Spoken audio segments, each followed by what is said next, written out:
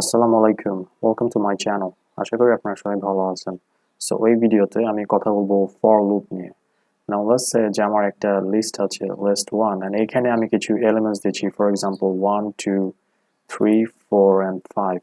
নাও এই লিস্টের জন্য আমি যদি একটা ফর লুপ চালাতে চাই, দেন ফর লুপের সিনট্যাক্সটা হবে বেসিক্যালি এরকম, লাইক ফর এন্ড দেন এখানে একটা টেম্পোরারি ভ্যারিয়েবল হবে, দ্যাট মিন্স এখানে যে কোনো ধরনের ভ্যারিয়েবলই দেওয়া যাবে। So I can say here element, but আপনি চাইলে এখানে IO বলতে পারতেন, and that's completely fine. So for element in list 1, basically যে ভ্যারিয়েবল বা লিস্টের মধ্যে এলিমেন্টস গুলো আছে সেটা আমাকে এখানে দিতে হবে, একটা কোলন দিতে হবে, and then simply I can say like print Arsalan sec। তার মানে বেসিক্যালি আমি বলছি যে আমার লিস্টের ভিতরে যে কয়টা এলিমেন্টস আছে সেই কয়টা এলিমেন্টসের জন্য আমার আর্সলান sec এই স্ট্রিংটা রান হবে। সো বেসিক্যালি আমার লিস্টের ভিতরে 5টা এলিমেন্টস আছে, দ্যাট মিন্স আমার আর্সলান sec এই স্ট্রিংটা 5বার রান হবে।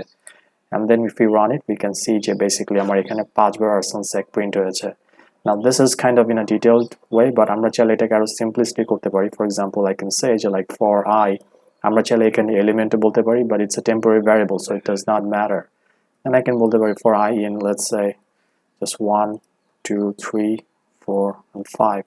So basically আগের জিনিসটাই, but in this case আমি লিস্টটাকে ডিরেক্ট, বেসিক্যালি লিস্টটা যেটা আমার একটা ভ্যারিয়েবল হিসেবে ছিল সেটা আমি না করে আমি ডিরেক্টলি হচ্ছে লিস্টটাকে এখানে আমার বেসিক্যালি ইটারেশনের জন্য বসিয়ে দিয়েছি, and then I can just say like print arslan sec is the same thing, and if I run it, basically আমাকে এখানে 5বার arslan sec প্রিন্ট করে দেখাবে।